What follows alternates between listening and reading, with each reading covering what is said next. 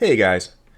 So that magnitude 5.2 earthquake in Julian, California struck at 10:08 local time, which was 17:08 UTC, encoding the 10th of Heshvan to the 17th of Heshvan.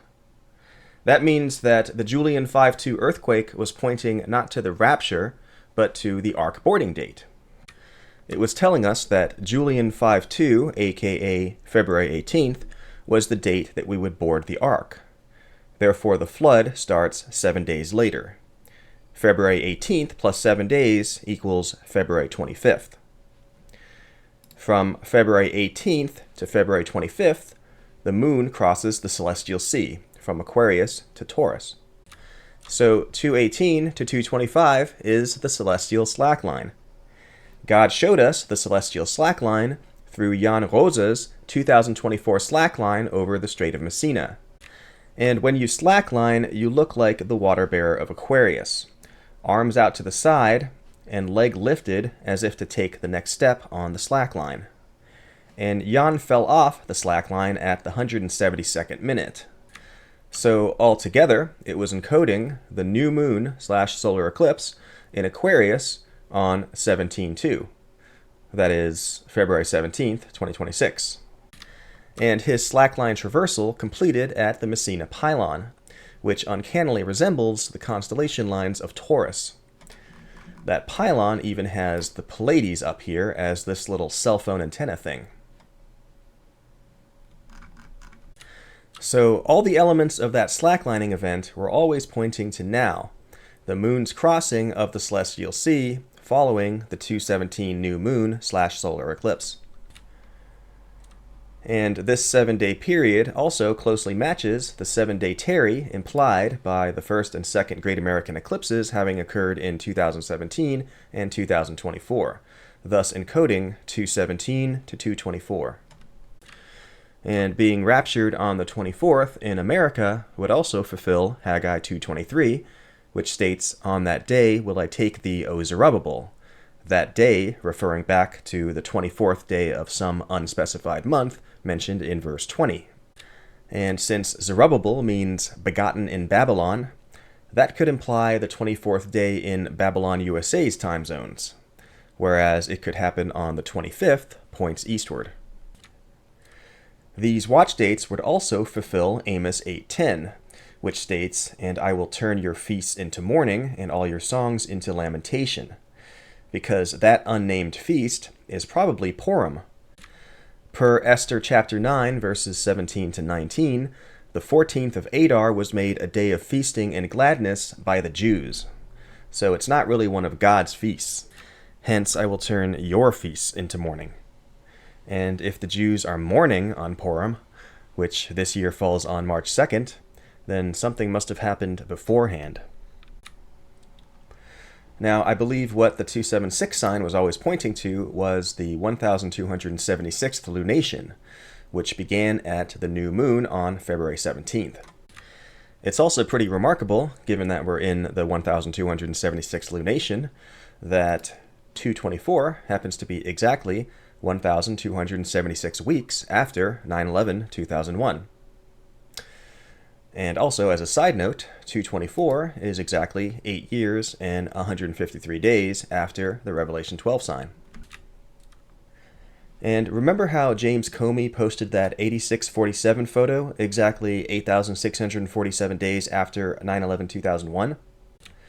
Well, 225 happens to be exactly 9 months and 11 days inclusive after the date that he posted it. And then there's Matthew Perry, whom I call Methuselah, because he's French-Canadian, and Perry derives from the French pierre, which means stone. And stone in Hebrew is Selah. So when you replace Perry with Selah and say his name, it's Matthew Selah, which sounds like Methuselah. So I've always thought of Matthew Perry as a kind of modern Methuselah. And as you know, the flood of Noah was triggered by Methuselah's death at age 969. Well, Matthew Perry was born in the year 1969. And per Genesis 7:11, the flood began on the 17th day of the second month, or 217. Well, exactly 2 years and 17 weeks after Matthew Perry's death is February 24th, 2026. And on top of that, Matthew Perry's final Instagram post consisted of a photo of himself in a hot tub under a first quarter moon. And if you look at the sky on February 24th, 2026, as you can see, we will be having a first quarter moon. Now, the Reverend Jesse Jackson just died a couple of days ago, on 217. What is Jesse Jackson known for? Well, he was known for being the protege of Martin Luther King Jr. And Martin Luther King Jr. is known for his "I've Been to the Mountaintop" speech, which was his final speech. And in that speech, he talked about going up to the mountaintop and seeing the Promised Land, but not making it in, which was in reference to Moses, who was able to see the Promised Land from the top of Mount Nebo, but didn't make it in. So Martin Luther King is therefore something like a type and shadow of Moses. And before Moses died, he appointed Joshua to take the Israelites into the Promised Land. So Joshua was kind of like Moses' protege. So the death of Martin Luther King's protege could be a sign that we are about to enter the Promised Land. Alright, so now let's take a look at the calendar spreadsheet. My high watch dates are Tuesday and Wednesday, the 24th to the 25th of February, when the moon is in Taurus.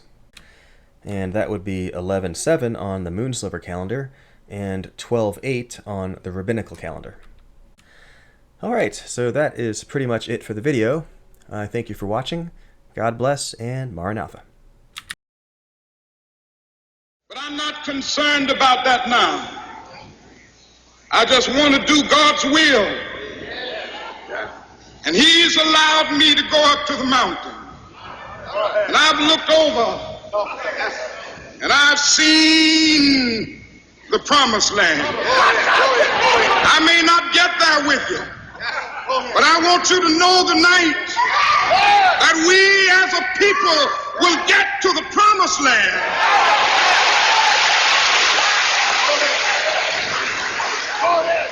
So I'm happy tonight. I'm not worried about anything. I'm not fearing any man. Mine eyes have seen the glory of the coming of the Lord.